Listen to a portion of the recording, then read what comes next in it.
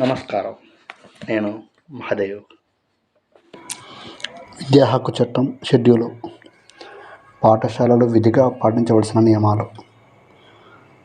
1. విద్యార్థులు ఉపాధ్యాయుల నిష్పత్తి.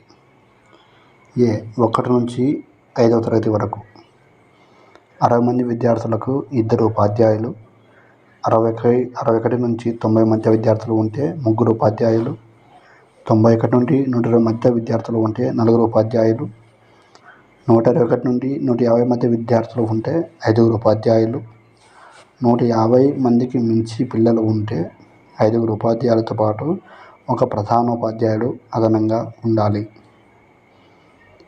200 మంది విద్యార్థులు దాటి ఉంటే టీచరు విద్యార్థి నిష్పత్తి 1:40గా ఉండాలి. ఈ నిష్పత్తిలో ప్రధానోపాధ్యాయుడికి మినహాయించాలి.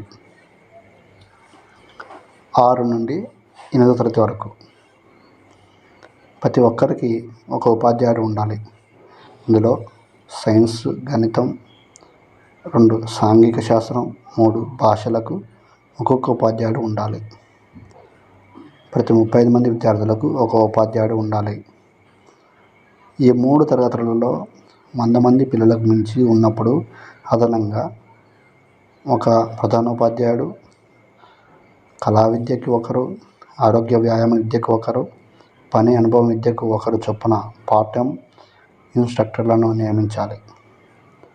భవన వసతి సదుపాయాలు. అన్ని కాలాలకు తగిన భవనం ఉండాలి.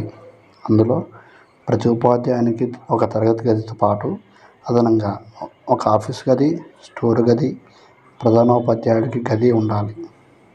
వివక్ష లేకుండా అందరికీ అందుబాటులో ఉండాలి. బాలురు, బాలికలకు వేరువేరుగా మరుగుదొడ్లు ఉండాలి. పిల్లలందరికీ తగినంత పరిశుభ్రమైన తాగునీటి వసతి ఉండాలి.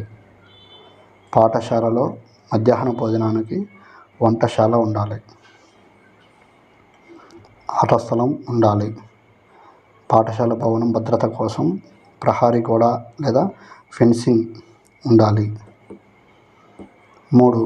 విద్యా సంవత్సరంలో కనీస పని దినాలు.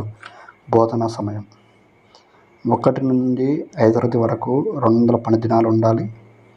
6 నుండి 8వ తరగతి వరకు 220 పని దినాలు ఉండాలి. 1 నుండి 5 తరగతులకు బోధన సమయం 800 గంటలు ఉండాలి. 6 నుంచి 8 తరగతుల బోధన సమయం 1000 గంటలు ఉండాలి. 1 వారంలో ఉపాధ్యాయులకు పని గంటలు బోధనకు ప్రిపరేషన్తో కలిపి 45 గంటలు ఉండాలి. బోధనోపకరణాలు. బోధనను నేర్చుకోవడానికి ప్రతి తరగతి అవసరమైన ఉపకరణాలు అందుబాటులో ఉండాలి. 5. గ్రంథాలయం.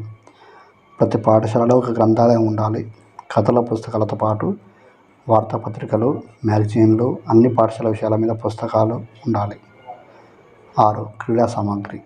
గేమ్స్, స్టోరీకి అవసరమైన సామాగ్రి ఉండాలి.